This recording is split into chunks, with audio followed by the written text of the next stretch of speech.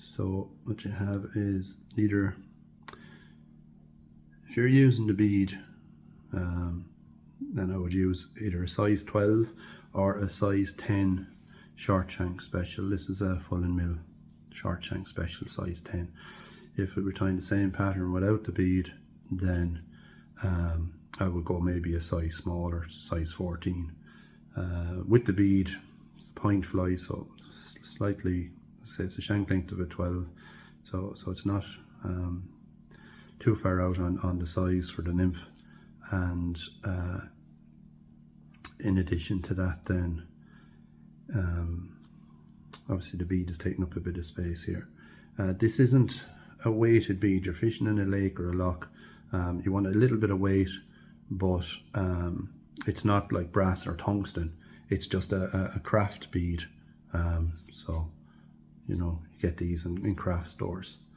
So I find if you use the metal beads, that flies are getting down a bit too fast, that, you know, compared to say using the metal beads in a river.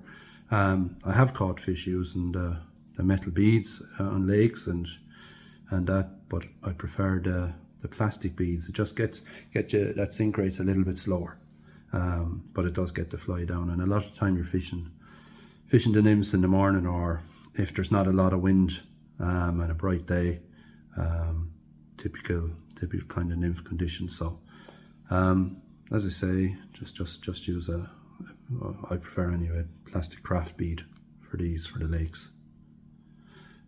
Some olive thread here, so go with something like 8/0 in the thread, and I'm just going to run it down, snip off that, and run this down to the shank.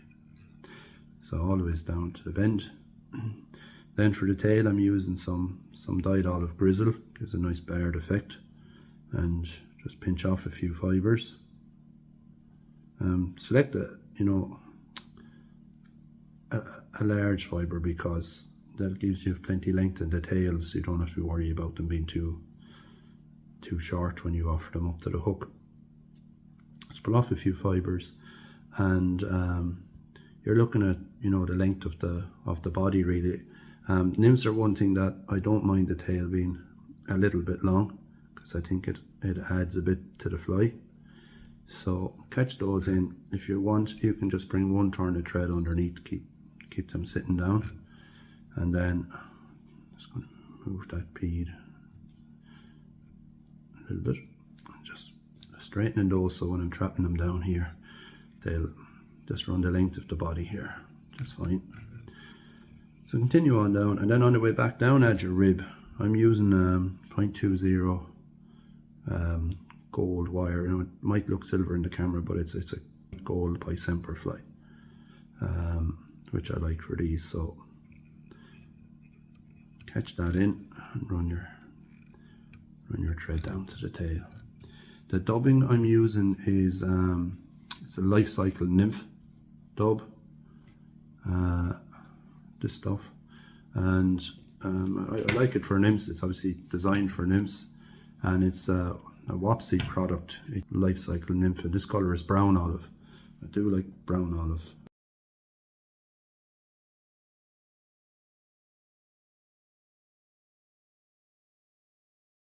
We'll catch that in, and we want it fairly fine at the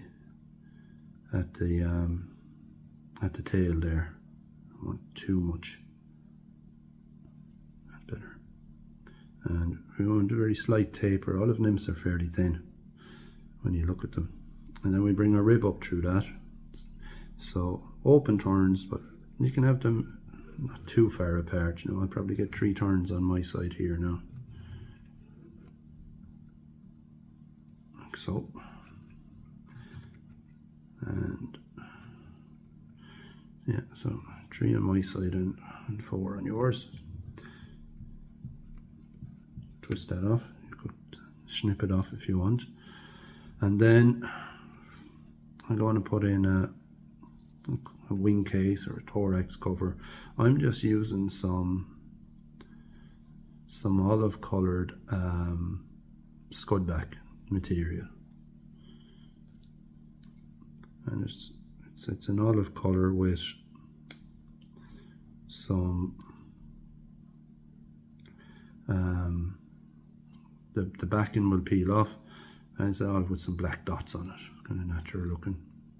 So I'm going to cut off a piece of that, and I just trimmed the tips here to sort of an arrowhead shape. So I'm just going to peel off that. So you can see it's more sort of an olive, almost translucent olive effect. So I'll catch that in on top, and now for the hackle I'm going to use a brown partridge feather from a partridge skin, and it'll probably take a little bit of experimentation as to how long you want it for the legs on the fly.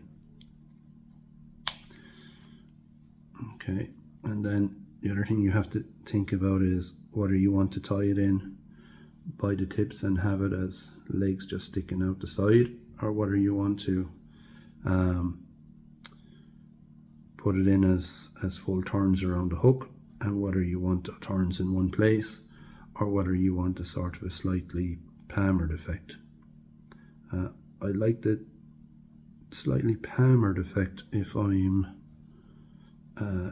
giving it full turns around the hook. So what we'll do is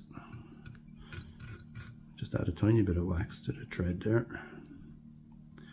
and I'm just going to catch it in. Okay, then I'm going to get a pinch of dubbin, a little bit heavier than I was using on the body, just to build up a slightly more bulkier looking thorax area. Like so. I'm going to run that right up to the back of the bead here, then remove any extra. Now you could fluff that out, but I think there's going to be enough leggy appearance with the partridge. Then I'm going to get 2 or so turns on this, so I'm going to start with one here, and I'm going to move the other one forward close to the back of the bead. I think my hackle wants to spin, that's fine, we'll brush it back. And then we just catch that in behind the bead with 2 turns, and then just stroke everything back and just get 1 or 2 turns just to lock it in, and snip off the stem. So what I'm going to do now is I'm just going to use my fingers just to separate. You can just moisten them if you want. Separate some of the hackle fibres each side and pull this forward. Now you have a choice. You can bring the thread forward over the bead and lock it in there, or you can catch it in behind the bead. So yeah.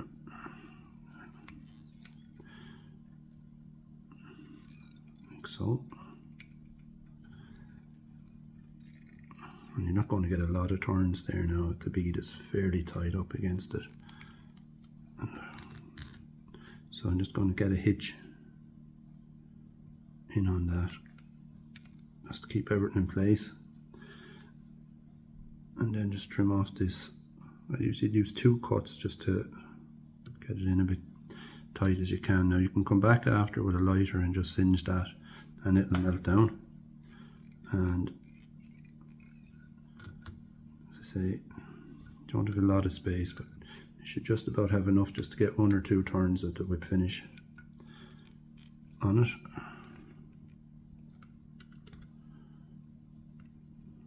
So you don't want to block the eye of your hook. So there you go. So get your lighter then. I'm just going to wet all this stuff. Just give it a touch, and that'll get rid of most of anything that might be in the way there. You can check that the eye of the hook is free. It which it is, and then just add a drop of lacquer or clear UV resin over the top. That'll help protect this